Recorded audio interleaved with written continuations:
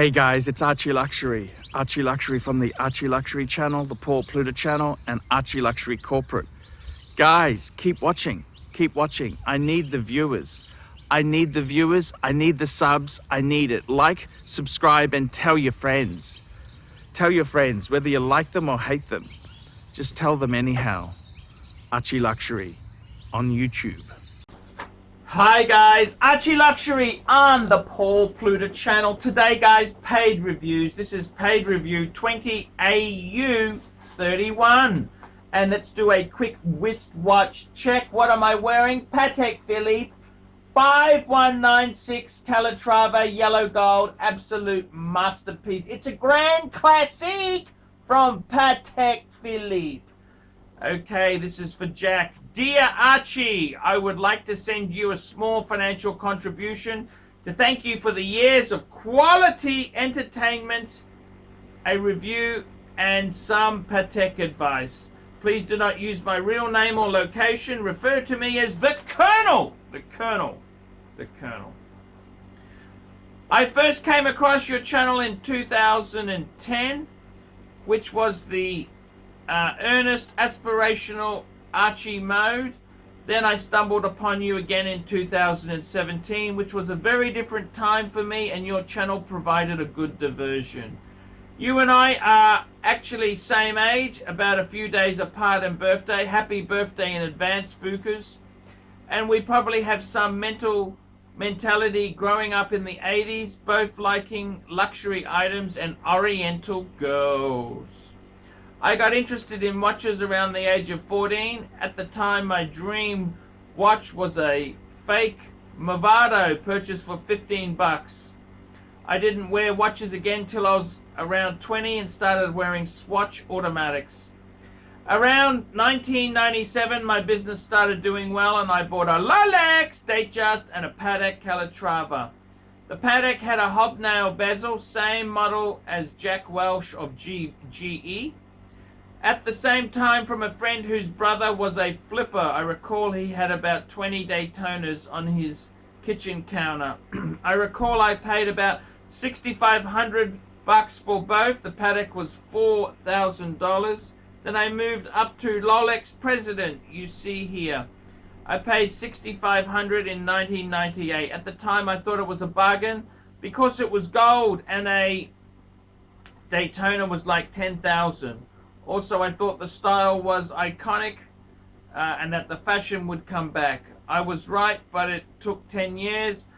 But the price is still cheap. Around 2004, I thought that watches would become obsolete because everybody was going to use cell phones to tell the time. So I sold the Datejust and the Patek, making a nice profit. I kept the President, but hardly wore it.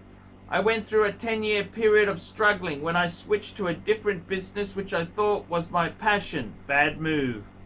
I got back into watches in 2018 when I was watching your videos and returned to my first line of business. My first buy was the Patek Ellipse, a birth year bought from a Japanese eBay seller for $4,000. Next I got an AP for $7.5, then the Turnograph for $3. I have been working very hard the past 2 years in relaunching my business. I'm naturally lazy like you and hate work. Hey man! In fact, I have been working harder than I have ever worked in my life, but I am satisfied, although exhausted. I now like to buy watches when achieving a business milestone as a reward. I got the Archie M Series Submariner last year at $9,200, probably overpaid, and probably got the Yachtmaster 40, and recently got the Yachtmaster 40 Rose Gold and Steel at $13,000, new in box with papers. As you can see, I'm heavily in the two-tone tabernacle. I used to think two-tone was tacky 80s look, but I have had a change of heart and think it's a great contrast of metals. And it was a touch 70s vibe. I find plain steel to be too sterile and boring. I have been looking for a Patek 3940G or an AP Quantium 90s, but recently came across a Patek 5396R. 5396R. Annual calendar, beautiful watch, love it indeed. This was a bit of a impulse purchase because I've never spent this much on a watch before, but I made a bunch of money this year, thanks to God, and wanted to reward myself with something ridiculous. Also, I like the idea of hard assets, which have some measure of liquidity as opposed to cash. Hence this watch. I bought it online, 48,500. Do not mention the price. Geez, you gotta. Okay, thank you. Okay, just back that up. We paid. Okay, don't worry. However, when I got the watch, it was too big for my ladyboy size wrist and case too thick. It's a classic design, but I somehow prefer the lips and the Yachtmeister. My question to you is, do you think the 5396R has upside for flip or sell now? Also, I am not crazy about the Submariner janky bracelet clasp and a bit too big for my wrist. Would you hold on to this or sell? I really, my eye is on a Patek Patek 3940G or an AP Quantium 90s or an AP 15300R. Thoughts? Please say nasty things and encourage your nasty, unwashed, deplorable audience to do the same for this vid. I'm sending you 50 big ones via PayPal and closed photos for your video to enhance production value. Cheers. And this is the Colonel. The Colonel. Very interesting email here from the Colonel. So firstly, Colonel, thank you for getting a paid review done. I do need these paid reviews.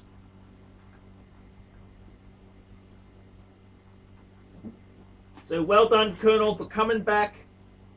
Never give up. Never give up. So let's have a look here. Let's have a look and see what I would suggest. By the way, guys, I'm wearing a Patek 5196, Colonel, 37 mil. Love it. Okay, so let's have a look here. So, I got the M Serial Submariner last year. I got the Archie M Series Submariner last year. So I think you're talking about, what have you got there, Jack? What have you got? We've got, okay, Jack. I print out my run sheets, but sometimes it's important to, sometimes it's very important to actually look at this in color, because I want to make sure I give you the best advice I possibly can. So I want to have a look. I want to go through this properly. Do want to do this. Here we go.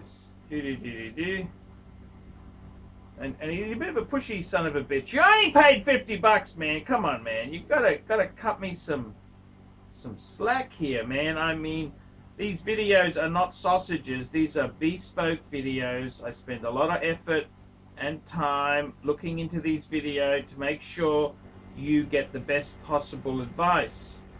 So just bear with me. Bear with me. So you've got to understand that. So okay, let's have a look here. Okay. So okay, what's he got? I'm trying to see what you've got. What did you get? Oh, you got the okay. Oh, you got the Archie. Okay, you got the two-tone bluesy pre-ceramic. Okie dokie, beautiful. Okay, so what do I think there? You got the pre-ceramic. The price isn't terrible. I think the two-tone bluesy, beautiful. And you've got the 40 mil two-tone, the Yachtmeister with rose gold. I think that is also beautiful. Both of those are very beautiful. Then you've been looking for a 3940G. Well, let me tell you this: 39. You're looking at the Patek and the AP. Forget the AP. The AP has got very little upside, very little collectability. well, it's got collectability, but so expensive to service. Stick with the Patek. 3940. You know what? If you want to buy a 3940, the G's are difficult because that's a different. White gold wasn't that popular then. Go for a yellow gold, man. That's what I would be doing. Go for a 3940 in yellow. I got wearing yellow gold. I love a bit of yellow gold on your wrist. Get the 3940J. That's what I would be doing. You've got a 5396R. I think the 5396R, that's a rose gold annual calendar. I think it's one of the most beautiful, absolutely one of the most beautiful watches of our time. It is absolutely gorgeous. Absolutely gorgeous. So I got to be totally honest with you, man. I think you just got to, you're a bit of a fussy guy. It's actually, you've got the rose gold with the blue dial. That is probably my dream watch. That's probably my dream Patek. I think the 5396 is absolutely stunning. It takes its cues from the first automatic perpetual calendar, which was a 3448. That's where it gets its design cues from. It is absolutely beautiful. So, okay. When I got the watch, what else did you get here? You got an ellipse. The ellipse, look, the ellipse, I actually quite like your ellipse. Yes, beautiful. It's a nice classic piece. And the Yacht Master. The Yacht Master is even bigger. That's just, okay.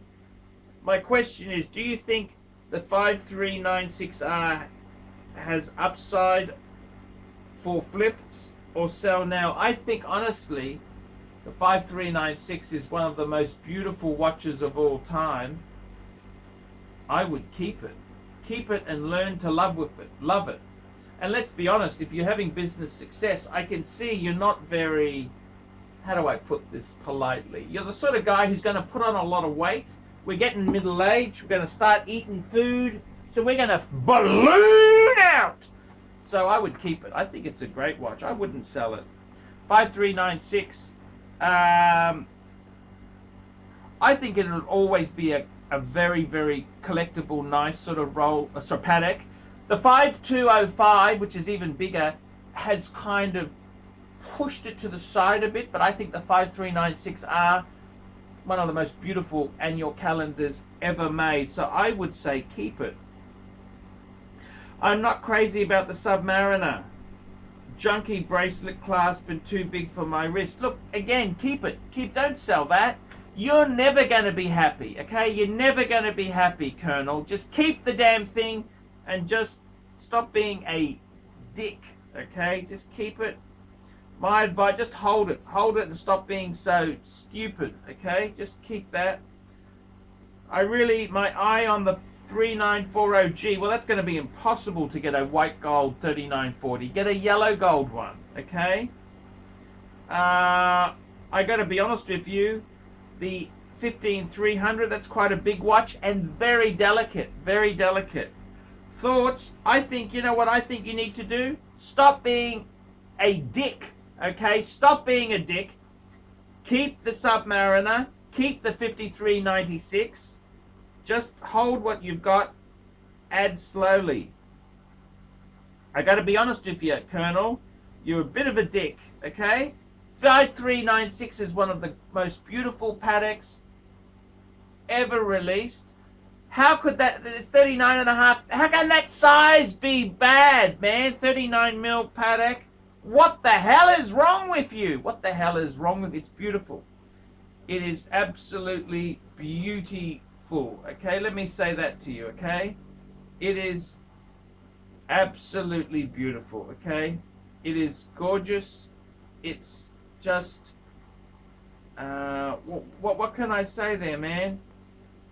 It's everything you could possibly, want. Yeah, I think you've just a little bit on the ridiculous side there. See, You know what a perfect, you know, the 5035 is an annual calendar. It's 37 mil. That would wear smaller. Perfect. You know, that's, you got to do a bit of research before you just jump in there. But the 5396, that's actually, I think that's probably one of the most beautiful Pateks of all time. I would keep it. I would keep, don't buy and, I wouldn't be selling that off. No, I would hold that. I think they've got potential. Okay, you've paid a lot for it. You have paid a lot, but I would just hold. Don't be flipping these to dealers. Okay. That's what I think. Yeah, I think you're a bit picky. You know, so many people, they just so picky. Just they just got to learn, man.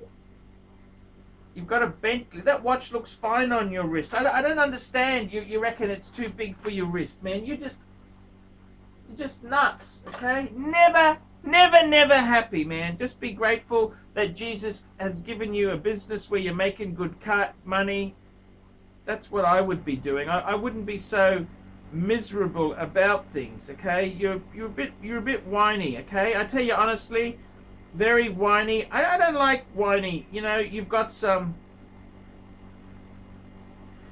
You're gonna have to be appreciative for what you do have there, and I really think myself the 5396, beautiful Patek, beautiful. Just hang on to it, man. That's what I would do. Nuts to be selling that off. Crazy. I think the Submariner is a great watch. Yeah, it is a bit flimsy that there, but so what? You only just keep it and hoard it. That's what I would do. You drive a Bentley, Jack. You have any idea what the service? Man, just keep it. It's beautiful. I wouldn't be flipping them. I think they're a beautiful piece to have and to behold. What are you going to do? You're going to sell that? Man, the 3940. If you weren't so unreasonable, it has to be white gold, man. They didn't make many white gold then. The fashion was yellow. Get a yellow one. That's what you do. You got to buy the deal. You're very fussy, very fussy. You're a bit of a pain in the ass, Colonel. You are a pain in the ass. That's the problem with you. You are a pain in the ass. Okay, that's the honest truth. You. Never happy. It's always someone else's fault. You are so lucky to have a I'd love a 5396. I think it's one of the most beautiful Pateks ever released. I think it's much, just the layout, the look of it is gorgeous. But no, you're not happy. You're not happy. Keep what you've got. You have beautiful watches. You just gotta stop being stupid. Okay, don't do stupid things. You're not gonna sell, that's going to be stupid. That's a beautiful watch. Be grateful that you have the funds to afford it. Okay, that's a paid review for the Colonel. Tell me what you think. Like, subscribe, tell your friends. Put some nasty comments down below. Tell me what you think, and don't be afraid to get a paid review. Remember, Archie can't survive on Google Ads alone. I need paid reviews. Paid reviews is what keeps me on the tubes. Without paid reviews, I would sink very fast. I would sink fast. These paid reviews is what keeps me alive and ticking. It's the paid reviews, guys. This is what I survive from. Paid reviews. I'm ArchieLuxury. Tell me what you guys think of that. Hi guys, ArchieLuxury, and who do I recommend in America? In America, who do I recommend for quality pre-owned wristwatches? David SW. Go to davidsw.com. He is the best, the greatest pre-owned dealer in all of the United States of America. David SW.